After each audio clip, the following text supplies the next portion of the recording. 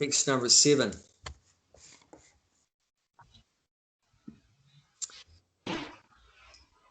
This is another one of my favorite verses. Wonderful verse.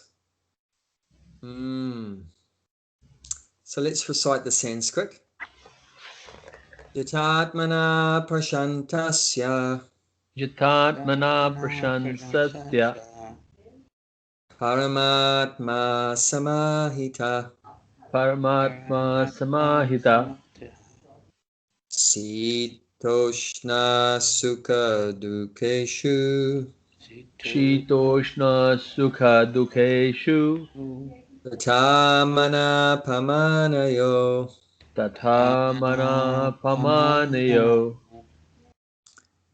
This one's pretty easy. Does anyone else want to have a go at leading this one? And it's a very good verse. If you can learn this verse, it'd be fantastic for you.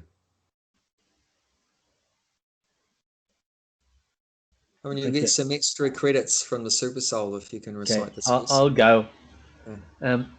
Jitatmana prashad samasya Jitatmana prasantasya Paramatma samahite Paramatma samahita Shitoshna sukha dukhashu Sitoshna sukha dukeshu Tatha mana pamanyo. Tatamana pamanayo. Very good. Anyone else want to have a go? How about everyone tries? Everyone want to have a go? Come on. Next. Yatmana prasantasya Yatatmana prashantasya Paramatma samahita Paramatma samahite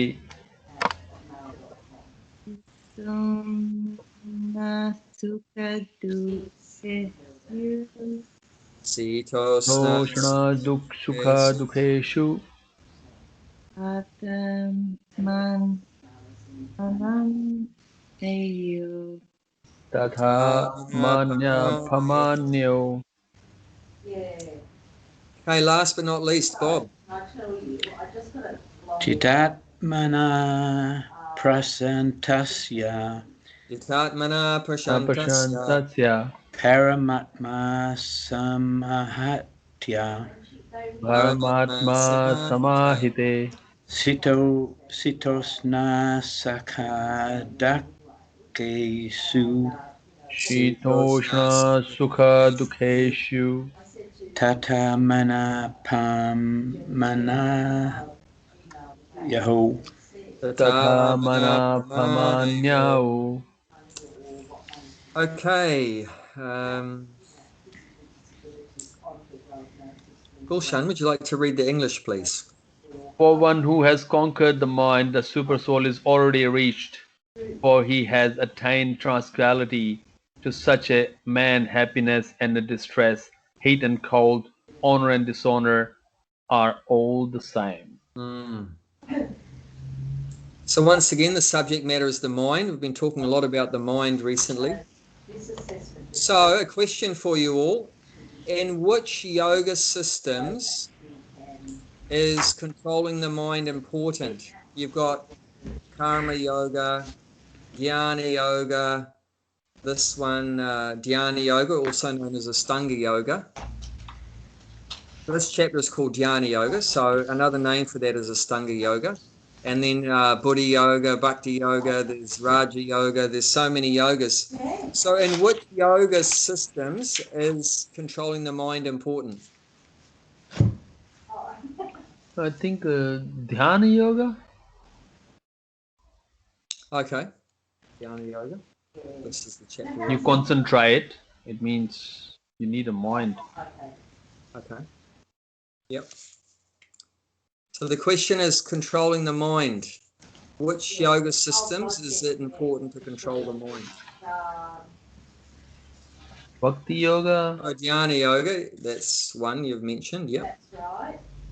Bhakti Yoga as well, because when you are in the Bhakti, mind is controlled.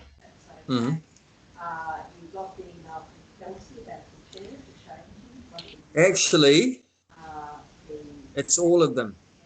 Okay. It's all of them. And that was mentioned in an earlier purport in this chapter, that controlling the mind is the central point of all the yoga systems. So it doesn't matter which yoga system you're talking about, controlling the mind is like foundational, very important. Without controlling the mind, you can't progress in spiritual life. Because remember, the purpose of yoga is to advance spiritually. What is the meaning of yoga? What is the meaning of yoga? Yoga is a union To to connect. To connect. Okay, union must be between two things, right? Yeah, you and Two things Krishna. get united. So what are the two things we're trying to unite? Body and And mind. Krishna. Huh? You Body and and Krishna. mind. The body and mind, that's there, but that's not what we're trying to connect together. That's already together, the body and mind. So From Atma to Paramatma, Yes, the Atma to Paramatma. So we're trying to connect the individual soul, the Atma, that's us, with the Supreme Soul, Paramatma. So the process which is connecting the individual soul with the Supreme Soul is known as yoga. So there's different ways to connect. Therefore, you'll have a different word in front of yoga. Karma yoga means you connect with the Supreme using your activities, karma, or you connect with the Supreme with your help of your mind through speculative knowledge. That's called jnana, or through these an 8-step process that's called Astanga yoga or dhyana yoga, or through loving service that's called bhakti. But in order to progress in any of them, if you want to connect, if you want to get that union with the Supreme Soul and connect with the Supreme, you have to control the mind. Without controlling the mind, it's not possible to progress in spiritual life. And anyone that says you can progress in spiritual life without controlling your mind is either an ignorance or he's a cheater. So, disconnects that person. yeah, then better not to say thank you very much, see you later. You know, it's just cheating us. Like some so-called yogis were recommending, oh, you do whatever you like, just chant this mantra, and it doesn't matter what you eat, what you drink, what you talk about, anything, have how much sex you have, whatever, do whatever you like, and just give me $1,000 as a Guru Dakshin, and you're going to become God in 6 months. So there's so many people like that, just cheating innocent people, saying you don't have to control your mind, you don't have to control your senses, you can do anything you like, and so forth. But that's not the actual fact. As explained in Bhagavad Gita, it's very important. Doesn't matter what yoga system you're following, you have to control the mind. Now, this verse is looking at the benefit of controlling the mind. We've heard in previous verses that your mind can be your best friend or your worst enemy. When is it your best friend? When you can control it. Yeah. When you control it, it's your best friend. When is the same mind your worst enemy? When you can't control it. Yeah, very good. Very good, Bob. When you can't control it, it's your worst enemy. So remember, nothing is fundamentally good or bad. It's just how you use it. Like we've talked about before, a knife. Is a knife good or bad? Depending on whose hands it's in. Yeah, in the doctor's hands, it'll save your life. It's very good. And the murderer's hands is going to take your life. It's very bad. So is money good or bad? You know, same thing with everything. It can be good, it can be bad, depending on how you use it. So the mind also, if we use the mind in Krishna's service, is very good. If the mind is using us in Maya's service, and in the service of illusion, it's very bad, like that. So now we're hearing the benefits of controlling the mind. Jitatmana. Jita means to conquer, and Atma in this context means the mind. Remember, Atma can mean 3 things. What can the Atma refer to? Isn't it the soul and the super soul? Well, the super soul is Paramatma. That means Parama means super or supreme. Yeah. Atma means soul. Yeah, so Atma can mean the soul, but it can mean two other things.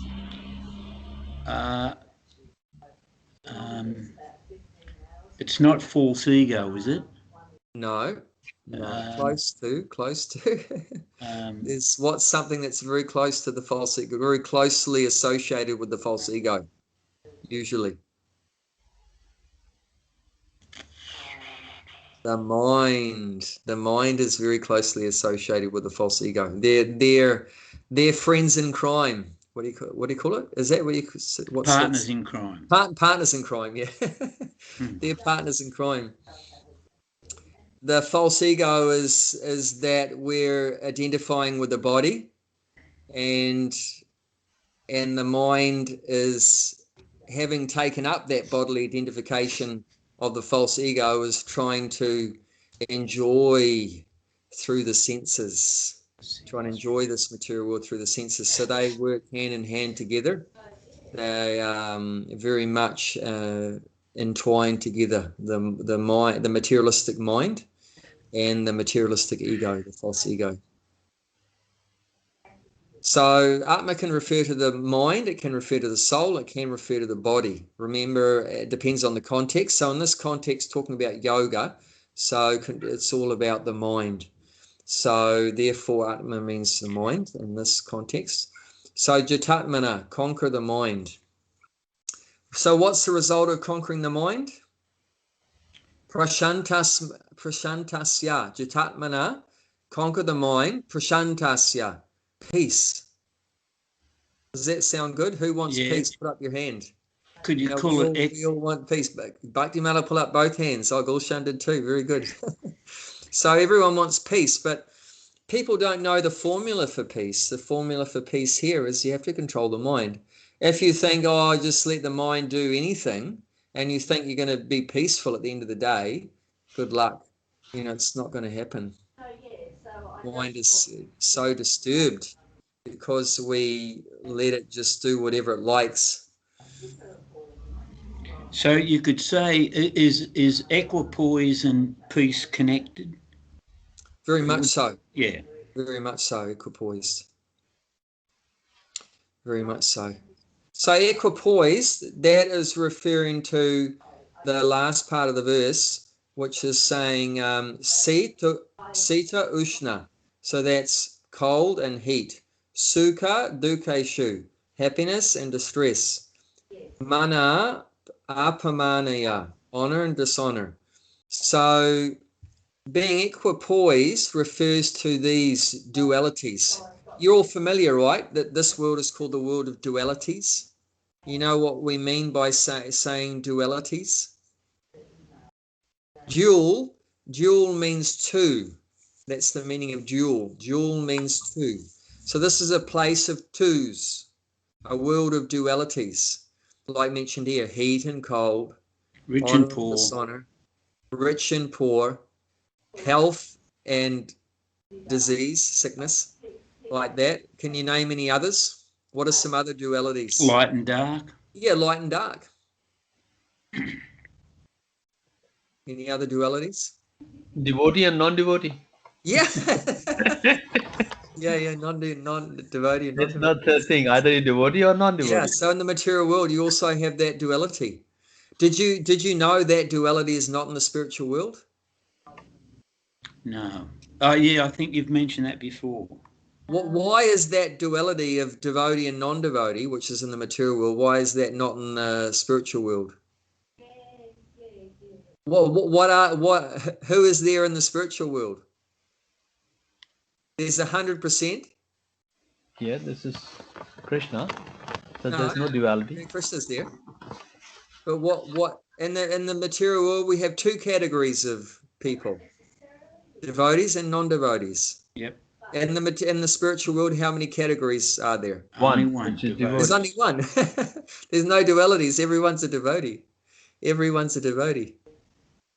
There's Krishna, and everyone else is a devotee. And even Krishna's a devotee. Did you know that Krishna's also a devotee? Who is he devoted to? To his devotees. He's devoted to his devotees, and that's love. He's devoted to Radharani. He's devoted to Arjuna. He devoted the gopis. He's devoted to the gopis. He's devoted to the cows. He's devoted to Mother Yashoda, his mother, and to his father, Nanda Maharaj. He's devoted to the peacocks. He's devoted to the land of Vrindavan. You know, he's got love for all of his devotees and parts and parcels there. And he even loves us, even though we're rotting in the material world, forgetful of him, he still loves us.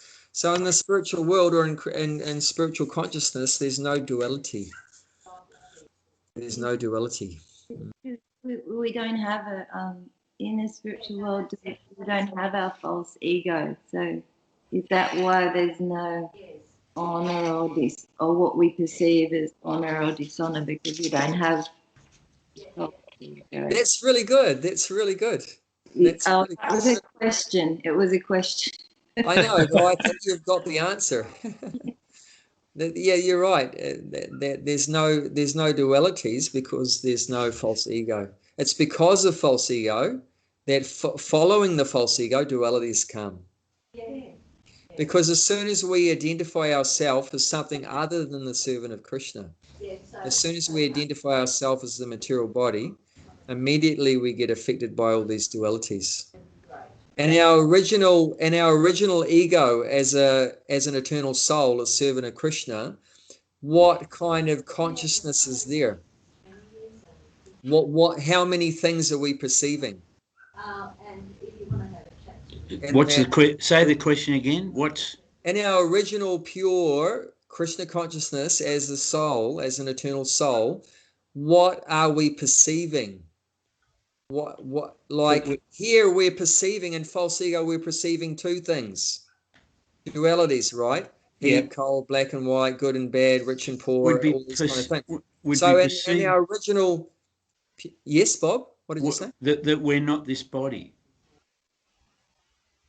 Is that not the end? They're not in the spiritual. They don't even think about that. There's no thought about that we're not the body. That's only in the material world. We're trying to come out of that. There's no ignorance in the spiritual world, so no one is. It's not necessary to think in a negative way like that. That we're an eternal soul. Is that the? Yeah, they're an eternal soul, but what are they conscious of? What are they thinking about? Hey, do you just have a think about that for 2 seconds? I'm just going to look out the window and wonder why Vajra, my dog, is barking. Yep.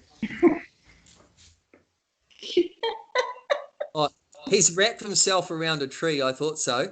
Just have a think about that question, about what is the consciousness in the spiritual world fixed on? How many ways is the consciousness branching out in the spiritual world? We know that in the material world it's branched in duality. We're in a dualistic way. Have a think about that. In the spiritual world, there's only one direction. There's not two.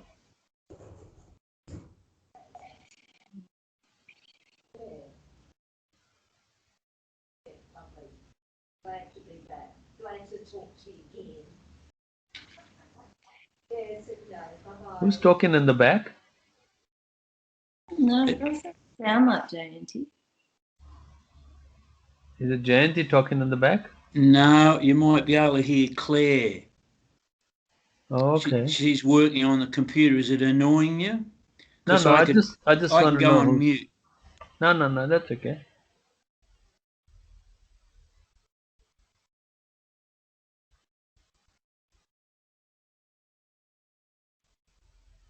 Hey, Bob. Yep. I'm up at the farm still, so I won't be back.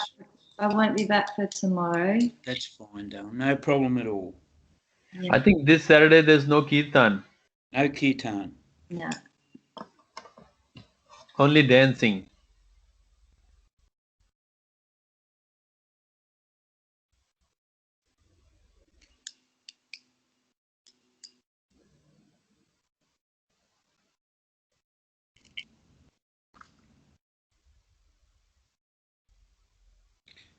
How you doing, Bhakti Mala?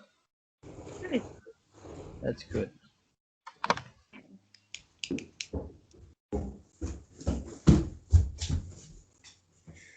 Okay, sorry for that.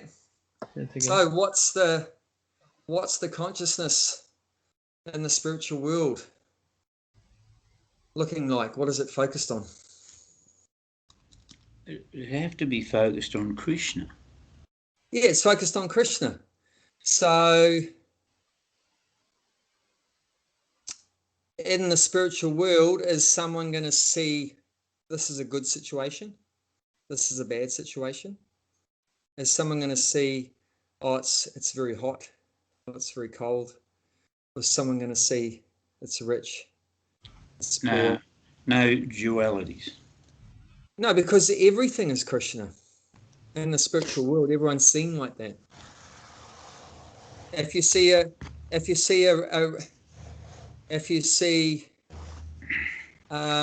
tree in the spiritual world, you think of Krishna. If you see water in the spiritual world, you think of Krishna. If in the morning time, you think of Krishna. In the night time, you think of Krishna. So everything is just Krishna, Krishna. Everything reminds you of Krishna. So there's no sense of dualities. In the material world, because we have forgotten Krishna, we're in illusion, we're in ignorance, we've forgotten Krishna. We see everything in terms of ourself.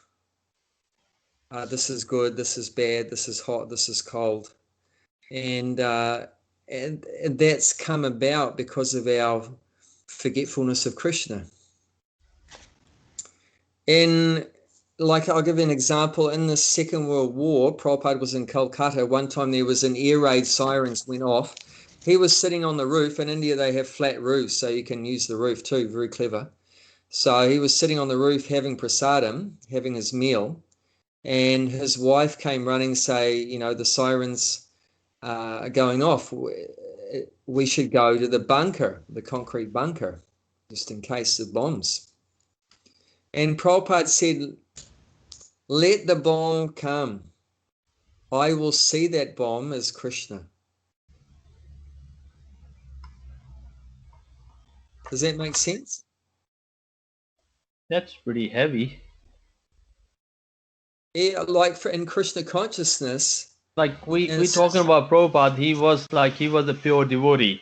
Like us, if we are in the war zone, if India and Pakistan have a war, and if I'm on the border, I say let the bomb come, and then you'll have one less devotee.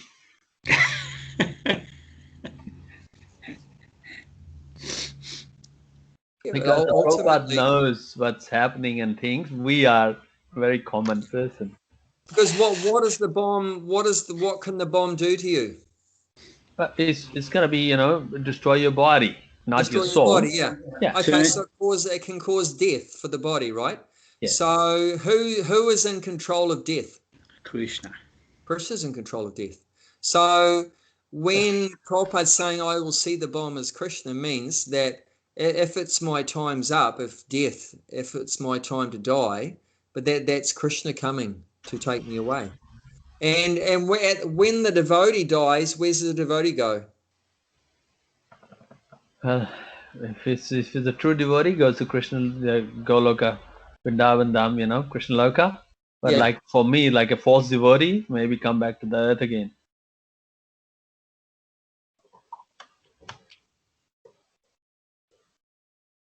But even if that's the case, that we have to come back again, well, Krishna says that in the Bhagavad Gita, later on actually, in the 6th chapter, that after a little bit of yoga practice, the yogi will take birth in either a rich family or a Vaishnava family.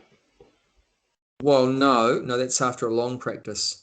Or a family of brahmanas, like pious priests. So, and then that means you're taking birth in a human body. You're not going down into a lower species. even if you've done a little bit of yoga practice. In our case, if you've done a little bit of bhakti yoga, if we think we're not a pure devotee, then we've done a little bit of made a little bit of progress in bhakti yoga. But then Krishna's saying you'll take birth as a human being in a rich family or a pious family, which is good, which is a good birth. But rich family means you don't have to worry about where's food, where's shelter, how I'm going to pay the bills. So it gives you an opportunity to focus on, further developing your spiritual life. Yeah, it's very hard in the rich family to develop in the spiritual life. Once you got a money, very hard to connect. It can be an obstacle, but it can be a because blessing. all the rich people you've seen in the world, they're not devotees. They're just too busy. I wouldn't say that. I mean, if you look at which category of people were the first devotees in the Hare Krishna movement when Prabhupada went to America in the mid-60s? They were not rich. They were hippies. Oh, really? They were hippies. Be careful what you say. Yeah, that's what I read there. They were hippies. No? Okay, hippie doesn't endeavor to make money, but what family does the hippie come from? They're from a Jewish family, some of them. They all come from rich families. Hippies all come from rich families, pretty much. I know a lot of the original devotees. My spiritual master. My spiritual master. His parents were millionaires, but he rejected everything and became like a hippie. And so many were like that. So many had just rejected the wealth of all their rich parents, but they came from rich families. So that meant they'd never had to struggle in their life, so they had an opportunity to think about other things like, what's life really about? Is there more to life than just working hard to pay the bills? Because that's what they saw their parents were doing. And they were brought up in those families, a lot of money, but they were thinking, they're miserable, even though they have a lot of money, they're not happy. So do I want to do that too? No, I reject it. I'm going to become a hippie. So a lot of those hippies came from rich families. I came from a rich family. I never had to worry about any material things. And I was thinking, this world is full of so much suffering and everything. What's it all about? So it gives you a chance to think. But if you can't even put food on the table for you and your family, and you don't have a roof over your head, then it's very hard to start thinking about these things. Would anyone like to say anything about that? Do you agree or disagree? Yeah, no, I disagree that, in the rickshaw driver in India, you asked him to join the Gita class. He said, mate, I've got a 4 mouth to feed. Let me drive the rickshaw first. Yeah, so there's no opportunity. There's very little opportunity. So poverty is a big stumbling block. If one's really in a poverty-stricken condition, then it can be very difficult to enter into some spiritual practice.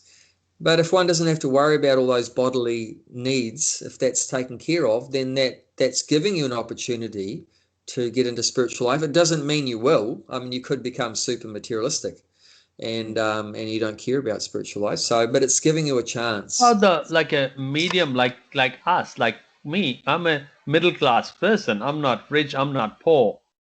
Just the average, Yeah, but if you look at those 7 billion people on the planet, relative to 6 billion of them, 5 or 6 billion, you're pretty rich.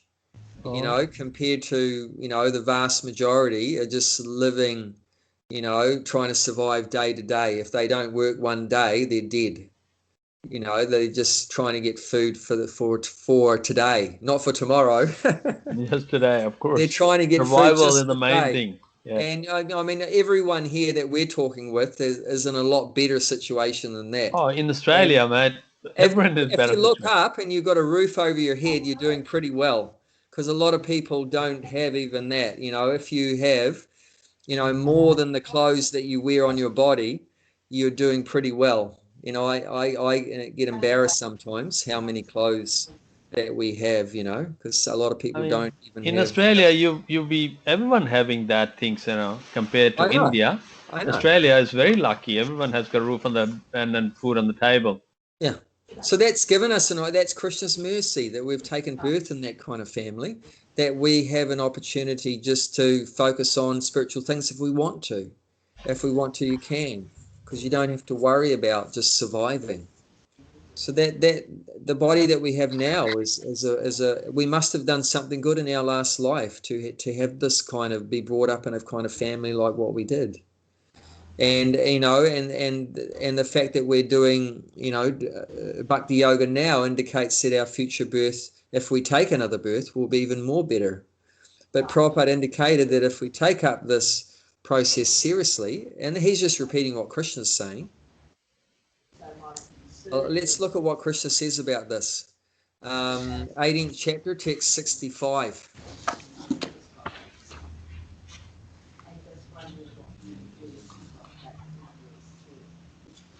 Always think of me. Let Bob, you have a read of it. Okay. Always think of me. Become my devotee. Worship me and offer your homage unto me. Thus you will come to me without fail. I promise you this because you are my very dear friend. Yeah. Is that what you're saying, Bob? I don't know where you live. Oh, sorry. So this should be very inspiring for us, very encouraging for us. Krishna's saying if we do 4 simple things, not difficult things, 4 simple things, then he promises. God, this is God promises, means it will happen, that we're going to come to him. Coming to him, what does that mean is going to happen? If he says you're going to come to him. Out of the birth and death. See you later, mate. Yes, birth and death. You're not going to be coming back to the material world because he's in the spiritual world. So you're going to go to him in the spiritual world. And he's saying that he's going to do that for you because you're very dear to him. If you do these 4 things, you become very dear to him. He starts to see you as his friend, as a very dear friend. And how fortunate is that? So, and how do we think of him? Is it difficult to think about him? No, easy. It's easy. Easiest thing you can ever think. All you got to do while shower, while cooking, while driving, just think of Krishna and Hare Krishna. Yeah. And by chanting his names, it makes it very easy. Obviously, if you say his name, like if I said Kaliya's name, Kaliya Krishna, Kaliya Krishna, Kaliya Krishna, who am I going to be thinking about? I'm going to be thinking about Kaliya Krishna. I mean, obviously, you say then, like if I say Jayanti, Jayanti, Jayanti, Jayanti, what's the good chance? Who am I going to be thinking of? Jayanti. Jayanti. You know, obviously, if you say the person's name, you're going to think of the person, right?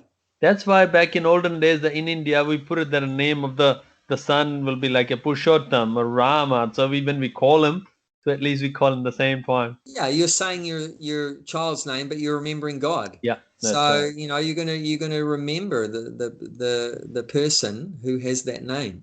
So the easiest way to think about Krishna is by saying his names, and become his devotee. So we're directing our love towards him. Like Prabhupada said, you're already a devotee of so many things. You know, you're devoted to your cat, you're devoted to your dog, you're devoted to your husband and wife and your kids and your parents, and you're devoted to your country. I love Australia, I love New Zealand, I love America, and so forth. We're a nationalist and so many things. Or, you know, I love, you know, Christianity or Hindus or whatever like that. So we love so many things, but Krishna is saying, well, just love me.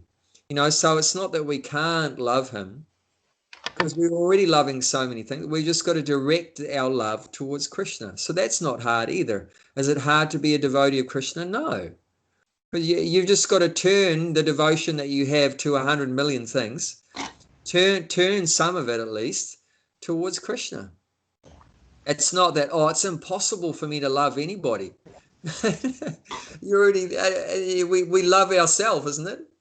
So we're devoted to, we love this body, you know, we're devoted to the body. So instead of loving this stupid, rotten body made of pus, mucus, bile, and stool, well, sorry to say that, then, which is a fact though, then we should love Krishna, whose body is made of eternity, bliss, and knowledge. you know, so it's not difficult to love Krishna. We already have so much love. That's basically what we are. We're just wanting love, to give love and to receive love. That's the nature of the soul, to give love and receive love. So it's just a matter of what are we directing that loving propensity towards? Are we directing that loving propensity towards a temporary material thing that's going to grow old and get sick and die? Or are we going to direct that loving propensity towards someone that we can have an eternal relationship with forever? That's going to get better and better and better. And that's someone that's our true friend that always loves us unconditionally.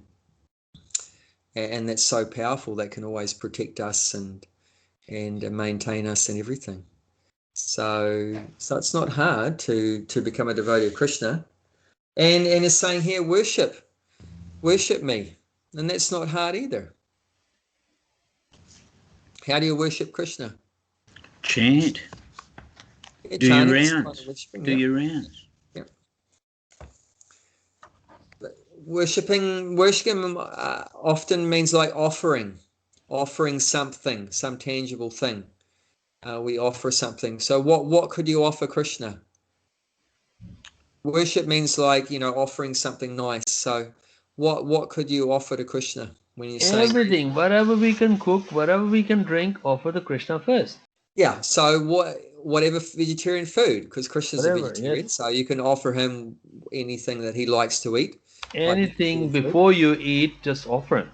So in 9th chapter, text 26, there's that verse that says, Patram puspam phalam toyam. If one offers me with love and devotion a leaf or fruit or flower or water, I will accept it. So that's worshipping Krishna. If you offer him a leaf, a fruit, flower like that, that's 9:26. That's an important verse talking about what to offer him. And then what do the priests in the temple offer Krishna? They're worshipping Krishna. Arti in the temple, we call that ceremony arti. Arti means worship. So what are the priests offering to the deities, to Krishna in the temple? Prayers, do you mean? They are offering prayers. But what physical items are they offering? The bhoga, Well, before the make. arti, the bhoga is offered before the arti, but during the arti, what are they offering? Bhakti Mala knows, but she's not saying anything. Yeah, because She's been helping out on the altar, haven't you? Helping assist the pujaris. they can work it out. They've been to the temple. Don't think like that. Don't think like that. You say, did you know Bhakti Mala is an up-and-coming brahmana? Good on you. Priest. That's great. So what? You're offering all elements to Krishna as well. You're offering fire. Yep, you're offering the lamp, which is fire. Fire and water. You're offering water. And the conch shell, you're offering water. Flowers. You're offering flowers, some nice fragrance, some smell. Yeah, and incense. Incense also has smell, nice smell. And Fan. You're fanning. Yeah, you're fanning cool air. Yes, and blowing the flies and that away with the yak tail whisk. So you're offering you're worshipping him with nice articles to give him some pleasurable experience. So this is worshipping. It's not hard. Is it hard to offer Krishna incense? No. Not at all. To offer him a light, a lamp? No. Flowers, easy peasy. Water, it's available everywhere. So it's very easy. And your homage to me. So homage means to offer obeisances or respect, which basically means bow down. Do you know the song by Boy George? Bow Down, Mister. I've heard that song before, Bow Down, Mister. I recommend you look it up on the internet, Google it. Bow Down, Mister. Listen to that song by Boy George. He actually had developed a habit of wherever he would travel to do his music concerts around the world, he would visit ISKCON temples, Hare Krishna temples. If he went to England, he would go to the England Hare Krishna temple. He went to America, he would go to the American one. If he went to India, he would go to the Indian one. So he noticed that in every Hare Krishna temple, whenever he went, he would see people bowing down. When they would come into the temple, they would bow down. And he went to the Hare Krishna temple in Vrindavan, which is Krishna's birthplace. Childhood pastimes were there in India, close to New Delhi. So when he went to Delhi, he went to the Krishna Balaram temple there. And he noticed that the local people there, the Indians, they weren't bowing down. They were coming into the temple and they weren't bowing down. So that he wrote this song because of that, which is in title of the song is Bow Down Mister. So even though we're a big Mr. So-and-so, but you're coming in front of the biggest Mr. And he is the Supreme Personality of Godhead. So it doesn't matter how big we may be, we're a small fry in front of Krishna, and we should bow down out of respect and have some real humility that we're very small. God is very great. God is very great. I think it helps you to destroy your ankara, your ego as well. Why they clap? When they clap, it's your egos goes, false ego. That's why they clap on that. In the any temple, anything there, the reason for clapping is your ego goes. Okay. So is it very difficult to bow down? No, Not at all. Unless you've had knee surgery or something, then or you can't back do it. injury or something. Back injury, story. but apart from some physical disabilities, I mean, it's not hard to bow down. It's very easy. Even if you can't physically bow down, at least minimum do this, which is offering respect by folding your hands. Head on the ground, at least. If you can't, if you can't physically, for some reason you're so sick you can't even put your head on the ground, at least show respect by like that. But if you can physically bow down, then we should bow down. If you don't, then that's not a very good sign. It means maybe a lack of humility, a lack of respect there. One time, Prabhupada was leaving a temple probably to go to an airport or somewhere like that, or to a morning walk. And there was devotees lined up either side of the footpath as Prabhupada was walking by. Everyone bowed down except for one brahmachari. So one of the monks, he didn't bow down, he did this. But he's a young guy. There's no reason why he can't sit on the ground. He just, I don't know why he didn't, whether it's through laziness or a lack of respect or whatever. Anyway, Prabhupada said something very quietly and just the devotee that was nearest to Prabhupada heard what he said. So Prabhupada just saw out of the corner of his eye that he didn't bow down to his spiritual master. And Prabhupada said very softly, that is the beginning of his fall down. Yeah. So we have to be very careful, because if you don't respect God, and if you don't respect the representative of God, who is the spiritual master, the pure devotee, then you're not going to be able to continue in spiritual life.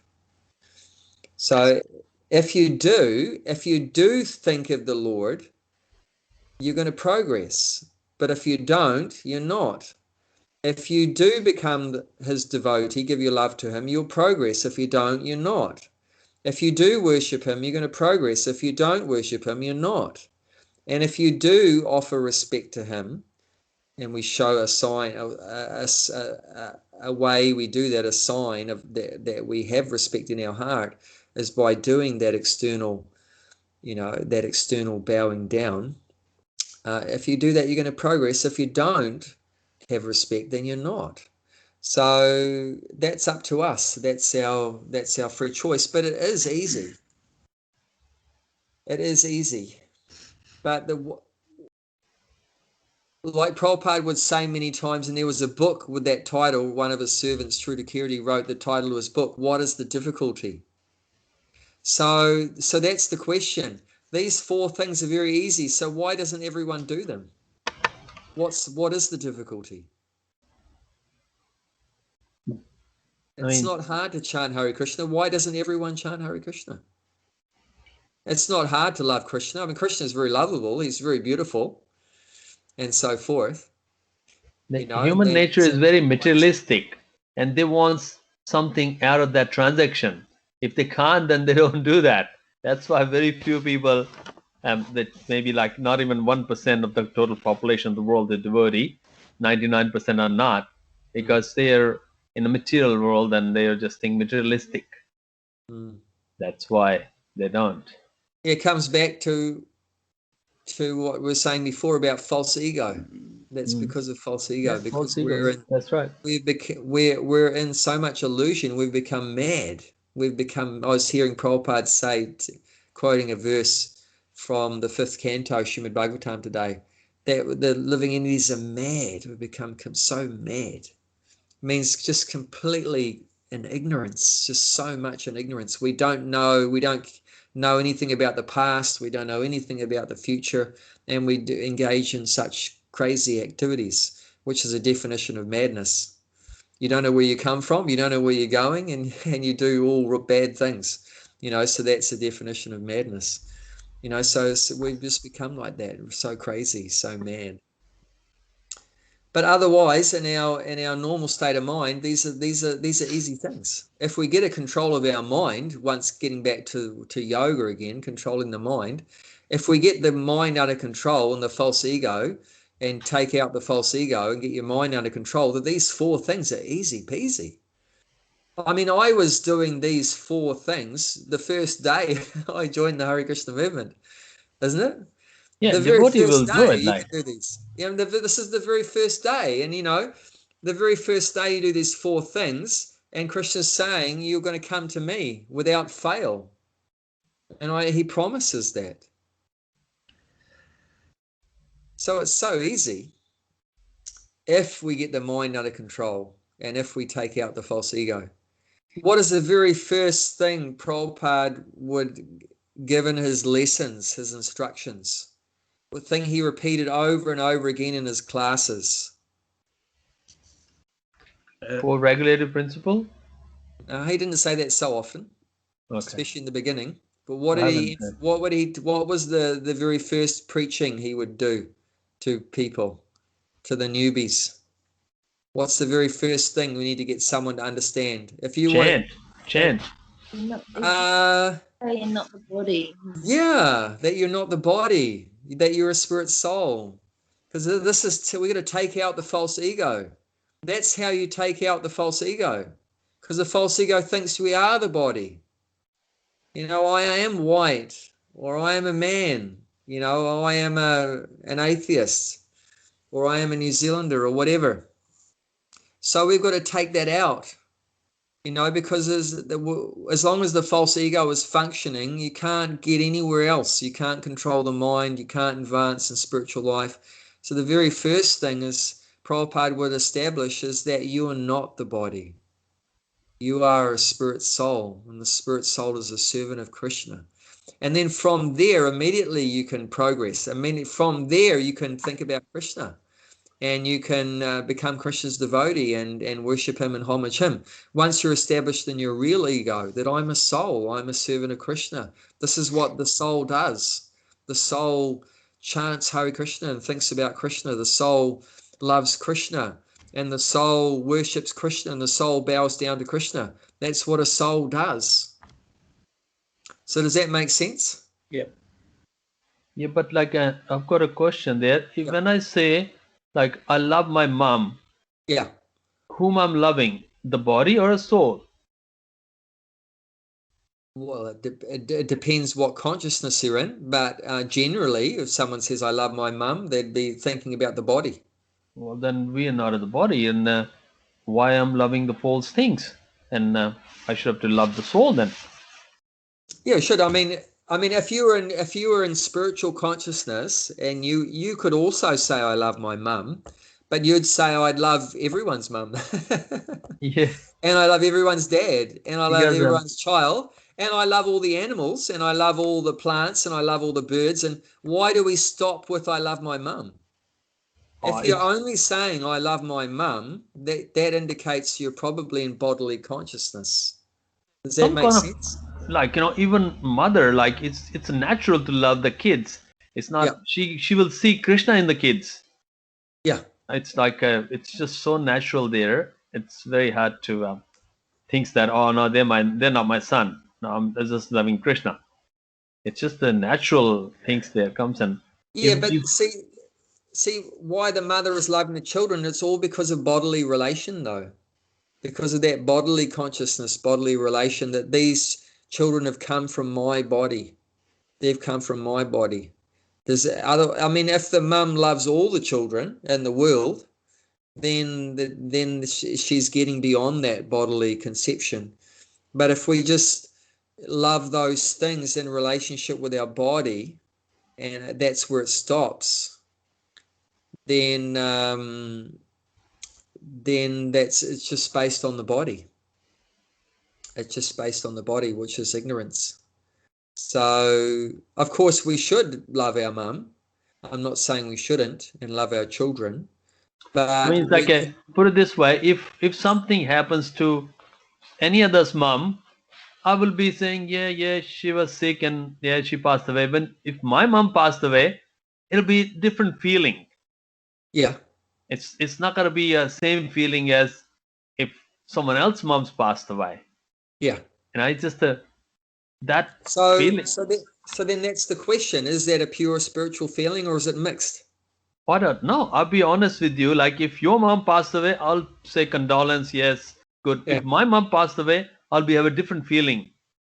Yeah. Why is So that? therefore, there is still some bodily consciousness there, Okay. which is expected. I'm not saying that's strange or unusual. I mean, it's expected, but once we become, more transcendental, then the love goes everywhere.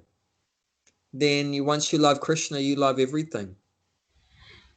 And of course, I mean, but you don't have a duty to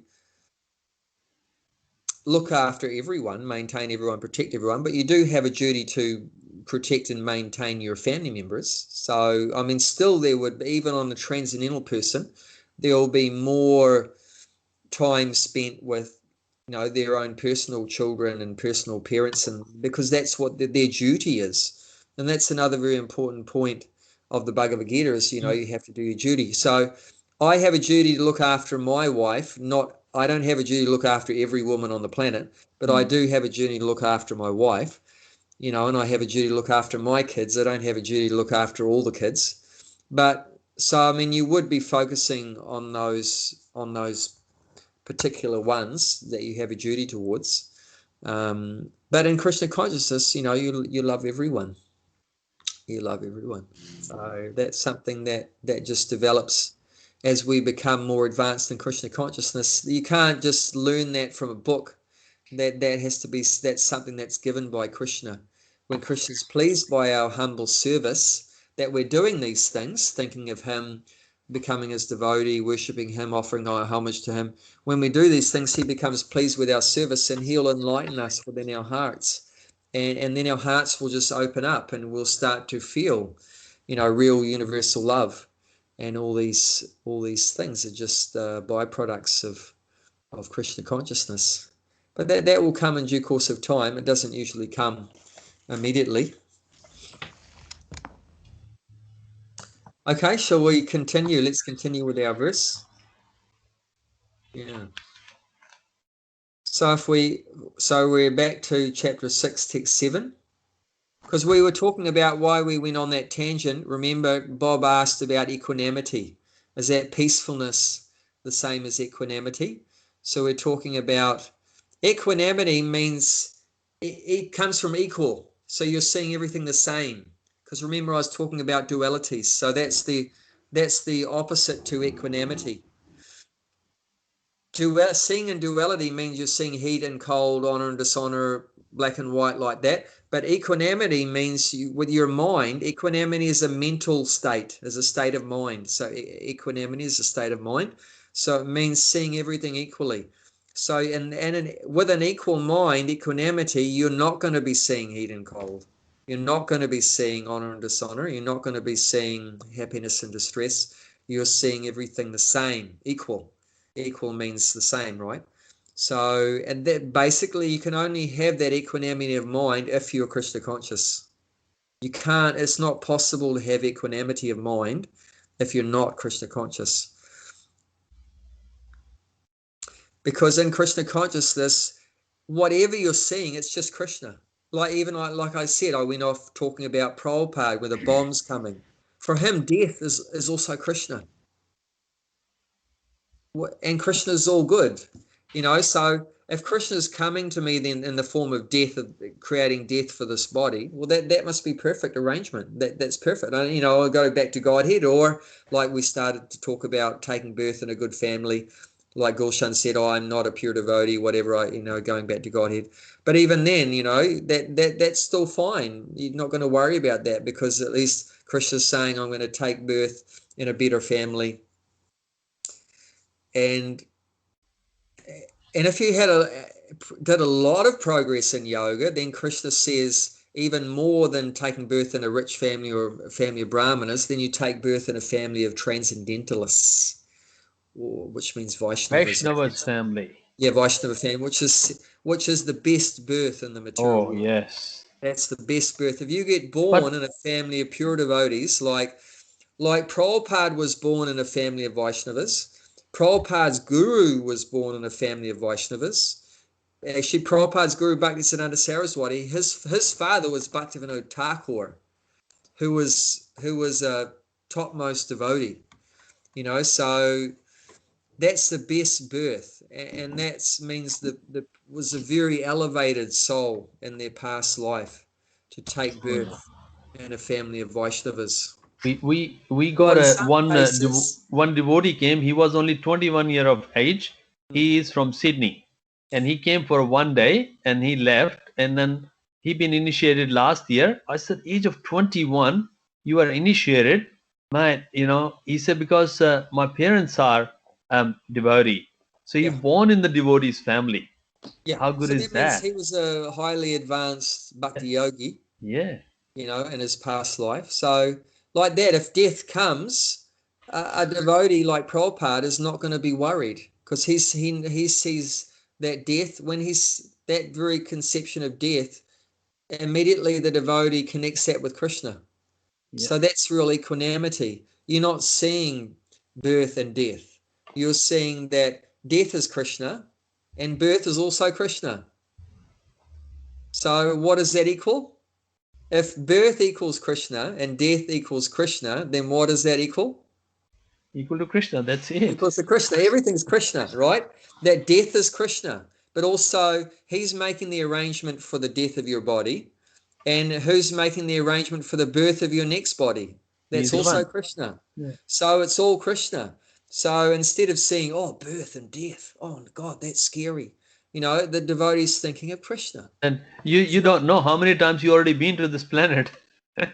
We don't know. Yeah, that's right. And we forget it every time. Maybe. So, and that forgetfulness, where does forgetfulness come from?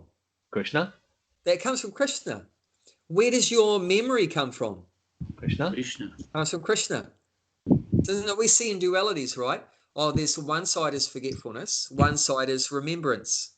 But both of those come from Krishna. So ultimately, what is there existing? Just Krishna. So it's just connecting the dots. And then if you connect all the dots like that, then it's all the same thing. Where does happiness come from? Where does suffering come from?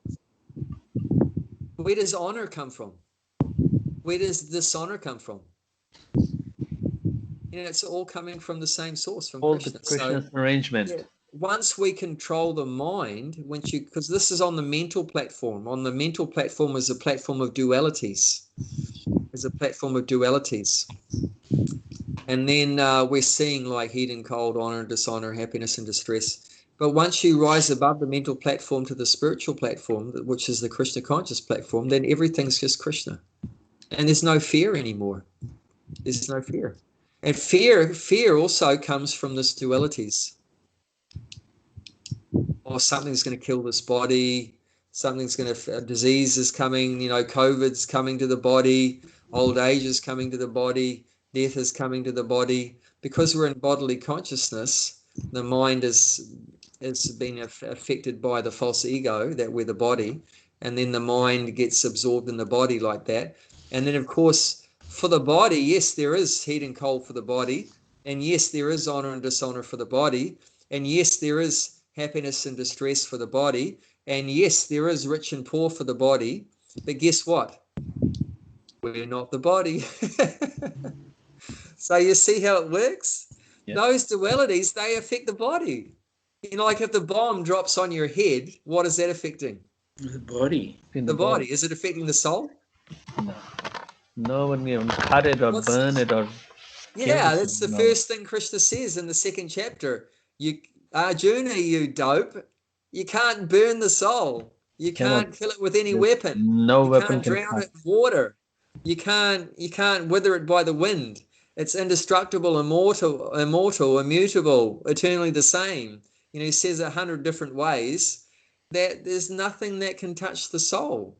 All these things is just affecting the body, but we're not. The first thing is that we're not the body.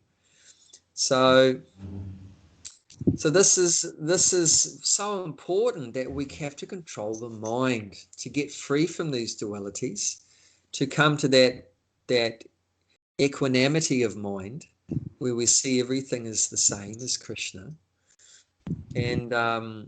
And that's what it's saying here. For one who has conquered the mind, the super soul is already reached. So that's the translation for today. So what is there between us and God? What's between the soul and God? What's in the way? Why can't I see God right now? Because we don't have a perfect eyes. God is a perfect. How can you see imperfect eyes with a perfect body? Perfect God. That's why you can't see the God. Okay, but that's not what God's saying here. What is God saying? God is saying here, what's in between me and him? There's only one thing. This verse is telling us what's in between us and God. What's stopping me from seeing God right now? Mind? Body. Hey, Deepa, nice to hear your voice. There, yes. Deepa. And she's hit the button, hit the nail on the head. Yes, the mind, because it's saying here, for one who has conquered the mind, the super soul is already reached. That's far out. When I first read this verse, I was thinking, oh my God, this is amazing. I can reach God just by controlling the mind. As soon as I get the mind under control, I've reached God. He's already reached. It means you don't have to go anywhere. He's already right here. He's already right here now with each and every one of us. So why can't we see him? Because of the mind is in the way. The mind is blocking. It's like, where is the individual soul? It's in the heart. Where is the super soul? It's in the heart. How far away are they from each other? Basically, no distance at all. So why can't the individual soul see the super soul? Because of the mind. As soon as you conquer the mind, control the mind, the super soul is already there. He's already reached. You just, the only thing you have to do is conquer your mind. As soon as you conquer the mind, you're connected with God. You're connected with God immediately. It's only because of the mind. The mind is looking outwards through all the senses. Oh, look at that beautiful girl over there. Look, quick, hurry up. She's going to disappear. Wow, just see how what a fancy car that guy's got. Look, is that a Porsche? No, I think it's a Lamborghini. It's like that. Our senses, our mind has gone out through the senses, and we're so distracted by so many things.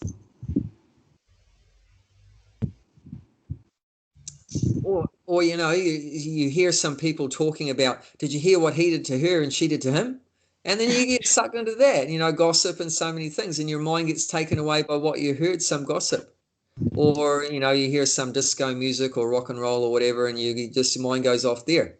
Or the smell of KFC or something comes in your nose, and your mind goes, oh, I need to go off and eat some of that, KFC.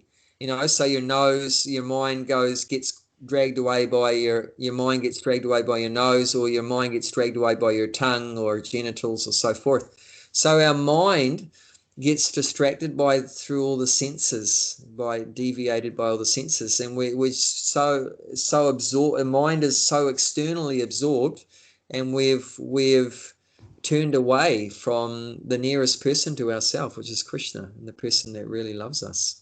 Does that make sense? Sure does. So what's our number one important thing we have to do if you want to progress in spiritual life? Control your mind. Control the mind. And what's the best, most effective way to control the mind? Engage into the Krishna service. Yeah. And what's the most important of Krishna's services? Recommend in Kali Yuga? Chanting. Chanting, yeah, chanting. The best thing we have, and that's what Chaitanya Mahaprabhu, he left only 8 verses. Only 8 verses when he was here 500 years ago. But very important verses, the essence of all knowledge. And the first verse says, Chaito Dapana Marjanam Bhava Mahadavagni Nivapanam, and so forth. So that means that the chanting, all glories to the Sri Krishna Sankirtan, it cleanses the dust from the mind. Cleanses the dust from the mind. So it cleanses the mind. So this is a very effective process for purifying the mind or cleansing the mind, is this chanting process. But interestingly,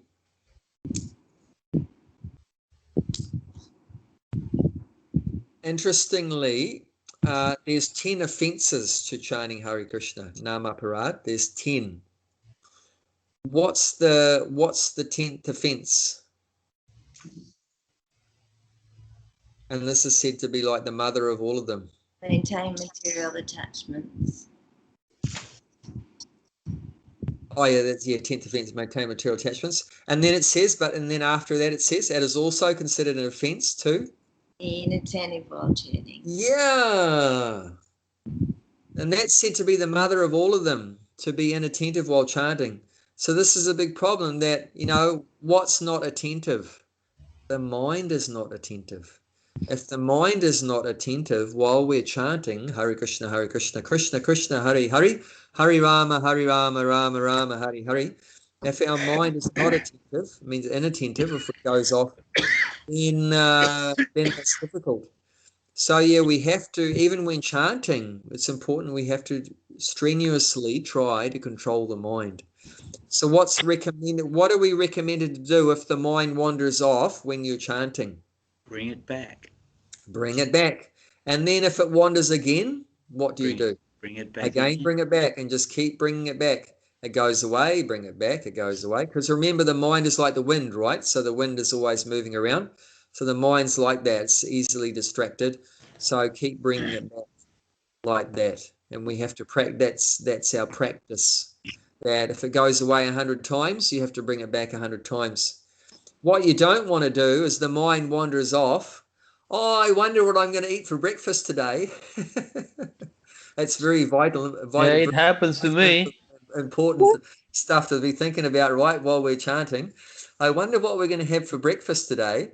Then what you don't want to do is just, entertain that. Just let it go, let it go, let it go. And then 2 hours later, I finished my 16 rounds. And basically all you were thinking about for 2 hours is what are you going to eat for breakfast. But usually it's more than that, because the mind goes over hundreds of thousands of things. So it zooms around. You think about what you're going to have for breakfast, and then you think, what did I have for breakfast yesterday? And then what am I going to have for lunch today? And what am I going to have for dinner tomorrow? And then what did this person say yesterday? And what am I going to do? What work am I going to do today? And so the mind goes over so many things, So this is the difficulty, that we haven't learned to control the mind. So, but this is something if we want to progress in spiritual life, we have to learn it sooner or later. And is it better to do it sooner or better to do it later? Sooner. Sooner the better. Because how much time have we got to get it together? Don't know. You We don't know. know. We don't know.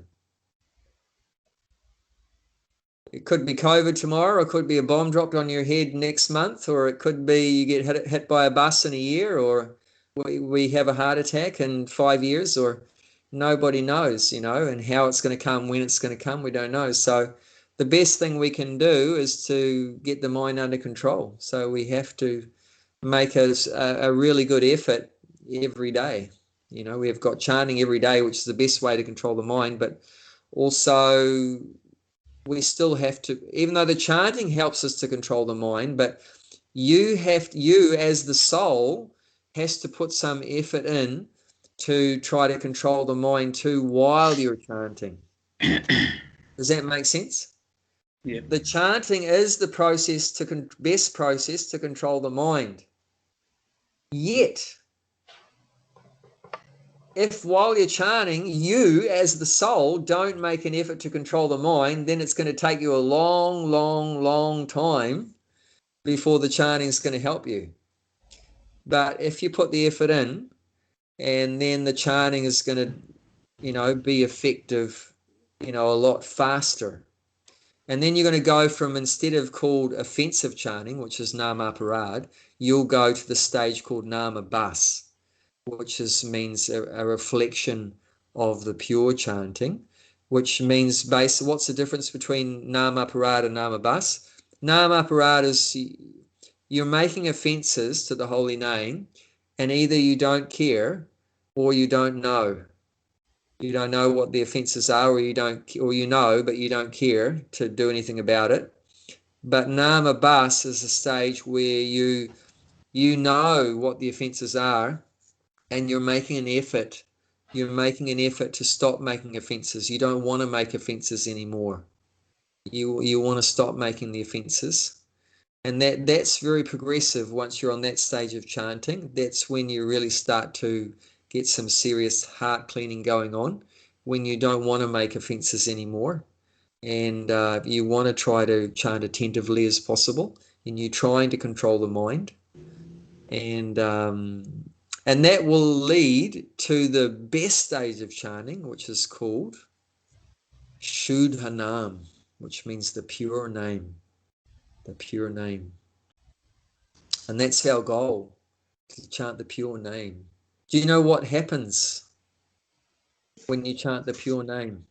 Do you know what's going to happen the very first time you chant the pure name? Shuddhanam. And how do you know that you're chanting the pure name?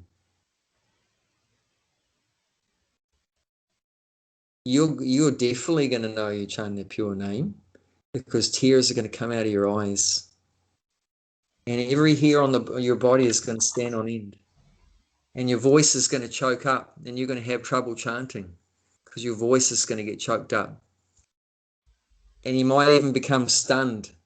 It means your body can't move. And there's called 8 different kinds of ecstatic symptoms. So when you chant the pure name, immediately you're going to come to the point of ecstasy. So if we're not in ecstasy when we chant, what does that mean? We're not focused. Yeah, and we are not chanting the pure name, because if we were chanting the pure name, then we would be. So yeah, and that means still we haven't got the mind under control. Because if we had the mind under control, we'd be chanting the pure name, and we'd be in ecstasy, we'd be in divine love. So it means we still have work to do, which is no problem, and that's expected, and that's what Krishna's trying to help us here. And the Bhagavad Gita is give us this knowledge to help us to control the mind. And Arjuna was having that trouble to control his mind too. And so we're all in the same boat, and we all have the same problem. It's not like, oh, my problem is unique. No one has a problem like me. No, we all have the same problem. We've got a monkey mind, a rascal mind, so don't think that no one has my problem. No, we all have the same problem, a rebellious mind. Yeah. But we have the solution to that, and Krishna's helping us, and Prabhupada's helping us. So, yeah, immediately we conquer the mind, then we're going to immediately be connected with God, and then immediately we'll attain real peace or tranquility. The word tranquility is here, which is real peace, which is real, we're going to attain peace. So yeah, two benefits here. If we control the mind, we are immediately connected with God, and immediately we become peaceful. And of course, what follows peace is happiness. So, and on that platform, there's going to be equanimity. So happiness, distress, heat and cold, honor and dishonor are all the same. So it means no more dualities. No more dualities. Okay. Bob, would you like to read some of the purport, please? This is of 7. Yeah. Okay. Actually, every living entity is intended to abide by the dictation of the Supreme Personality of Godhead, who is seated in everyone's heart as Paramatma. When the mind is misled by the external illusionary energy, one becomes entangled in material activities. Therefore, as soon as one's mind is controlled through one of the yoga systems, one should be considered to have already reached the destination. One has to abide by superior dictation. When one's mind is fixed on the superior nature, he has no alternative but to follow the dictation of the Supreme. The mind must admit some superior dictation and follow it. The effect of controlling the mind is that one automatically follows the dictation of the Paramatma or Supersoul. Because this transcendental position is at once achieved by one who is in Krishna consciousness, the devotee of the Lord is unaffected by the dualities of material existence, namely distress and happiness, cold and heat, etc. This state is practical samadhi, or absorption of this in the Supreme.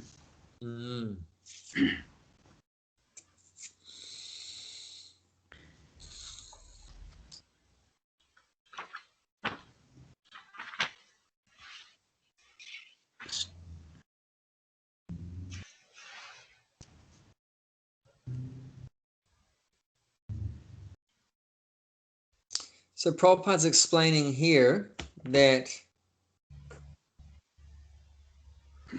our real nature is to follow direction of authority. That's the real nature. So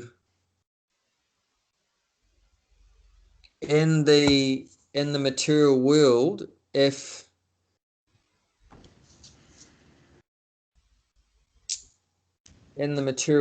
generally everyone is following the direction of their mind and senses, and that's called dasa. We're following the direction of our mind and senses.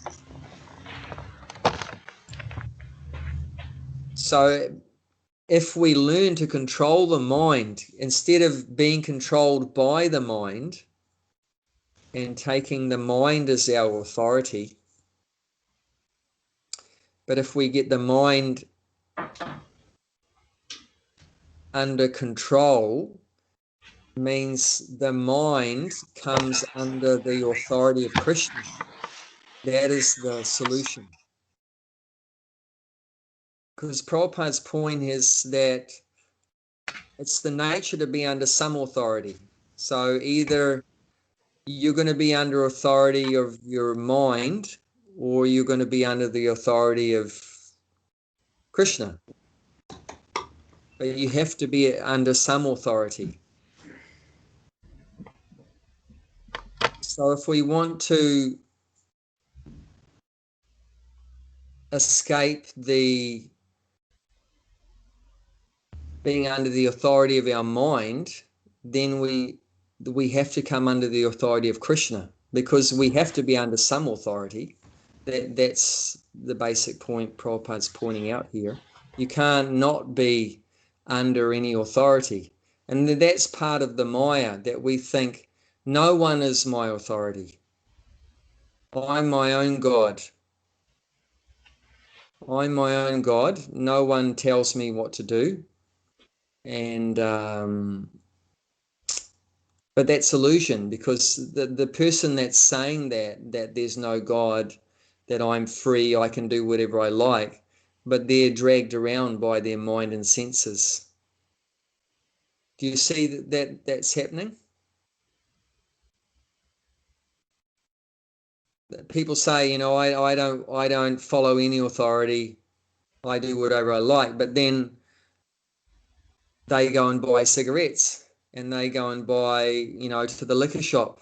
So that means they're a servant of their tongue, that the tongue wants cigarettes and the tongue wants liquor, and they're just an obedient slave to their tongue.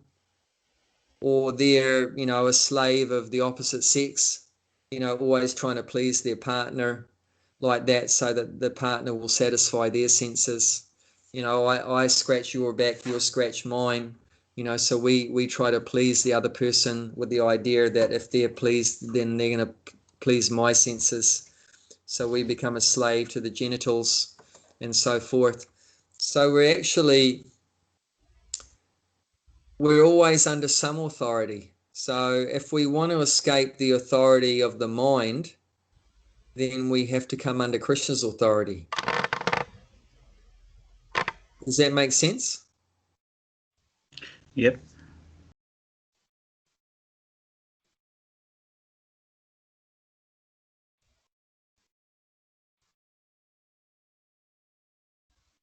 So at the moment, the like the horses and chariot, example is a good one, right? We're being dragged around. The 5 horses, the 5 senses, and then the reins is compared to the mind, and then so the reins is compared to the intelligence, and the driver is the mind, and the passenger is the soul freaking out in the back.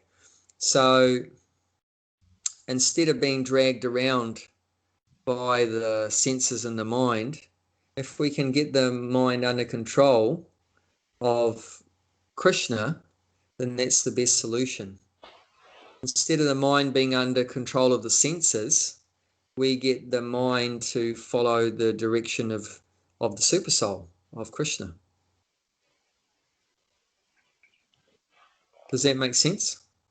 At the moment, the mind is just helplessly dragged around by the senses, just like the 5 horses, right? So the eyes pull us one way and the mind goes off that way, and then the tongue goes that way and the mind goes off with the tongue, and then the ears hear something and the mind gets diverted by that, and the genitals have some agitation and the mind gets dragged after that. So instead of that scenario, if we can pull the mind away from the senses, and instead of that shove the mind under the control of Krishna, then immediately we're saved from the senses. And how do we do that? Is by, what does it mean to come under the control of Krishna? Basically, it's the same thing as coming under the control of the spiritual master.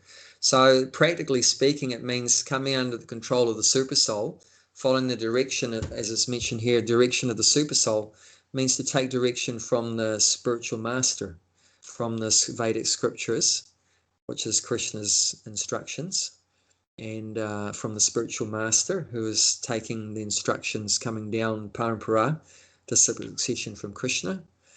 And so if we put the mind under that control, put the mind under the control of the spiritual master, so then this is our way out, this is our ticket out to just voluntarily accept the directions and instructions from the spiritual master. And Prabhupada says that's the secret of success in spiritual life.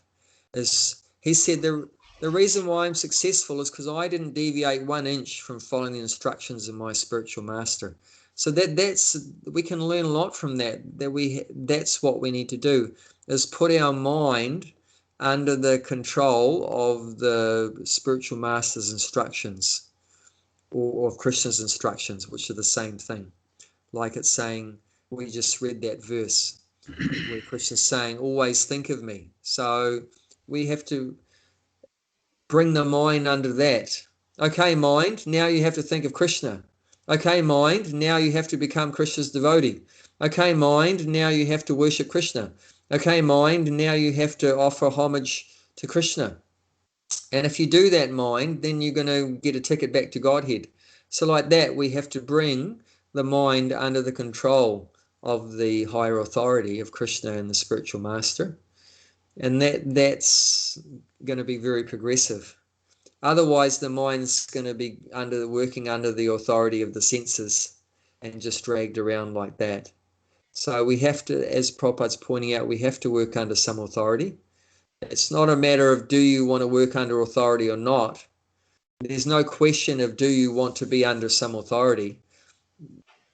It's our nature to be under authority. It's just a matter of what authority you're going to be under. Are you going to be under the authority of Maya, of illusion, coming through your senses and your mind? Or are you going to be under the authority of your spiritual master and Krishna, who really love you and your well-wishers, and you know, it's going to bring you to the real peace and happiness? Does that make sense? Sure does. Yeah. But anyone that says, oh, I don't have any authority, I'm my own authority, they're just completely an illusion. So we have to help people to realize that, you know, mate, you're so much under control of your own senses and your mind. You don't realize it. You completely, you know, say, oh, I've got so much freedom. I can choose whatever kind of beer I want to drink. But that's no choice at all. It just means you're under the control of your tongue. I'm not under any authority. I can eat whatever I like. That means you're under the control of your tongue. You know, no one's my authority. I can have sex with anyone I like. No, that means you're under the control of your genitals. You see what I mean? So they've actually become your authority as your senses. As your senses have become your authority, they've become your masters. You know, who are your masters? Lust, greed, anger, pride, madness. You know, this is one great devotee was saying, for so long I have served wicked and miserly masters such as lust, greed, and anger. It's such an amazing, you know, realization. And it's so true. We've been slaves of lust, slaves of greed. As I look at modern day civilization, what is it all based on? Greed. And, you know, greed for more and more wealth. And why do we want more and more wealth? Because of lust. So we can eat more and have more sex and drink more and gamble more. You know, so it's all, we just become slaves of lust and greed and so forth. And then when it doesn't work out, when our senses are not satisfied, then we get angry. And then that's, you know, another degradation. You know, so we have to realize, you know, which authority do I want to be under?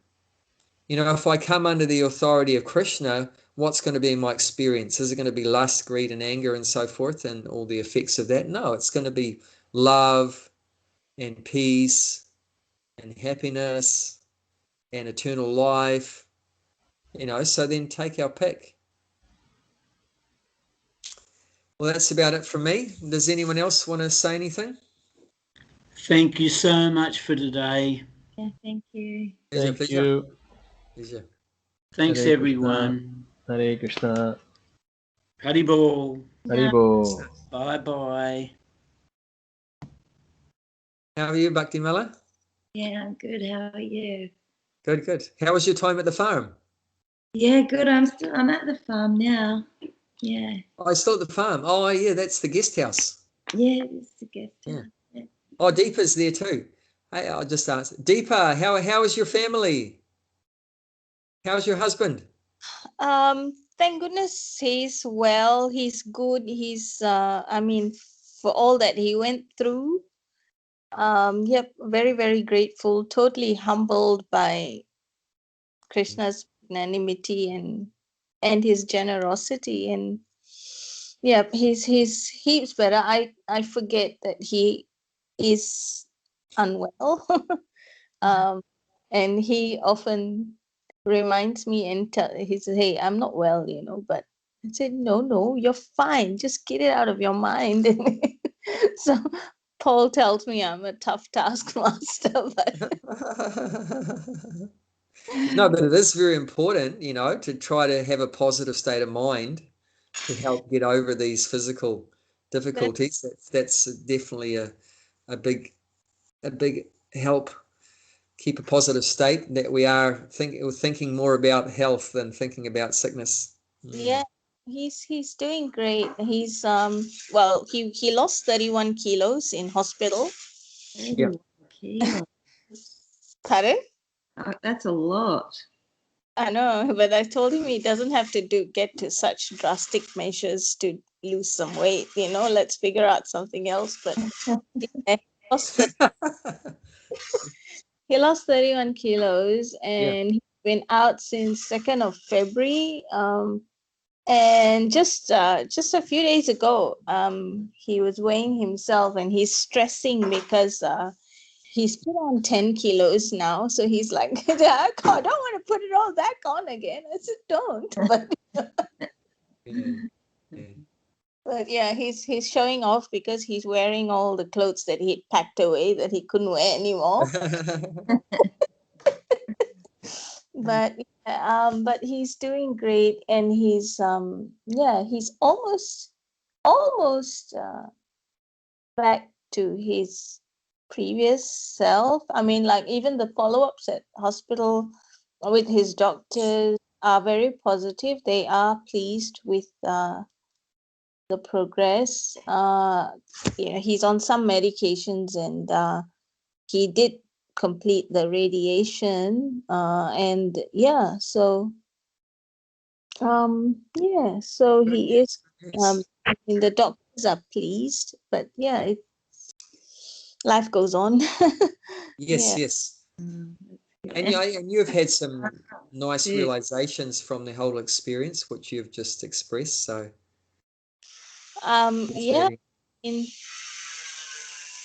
it's sorry, we're I guess this is a bit on the material platform. Some small renovations happening in the house, which is that has to be there.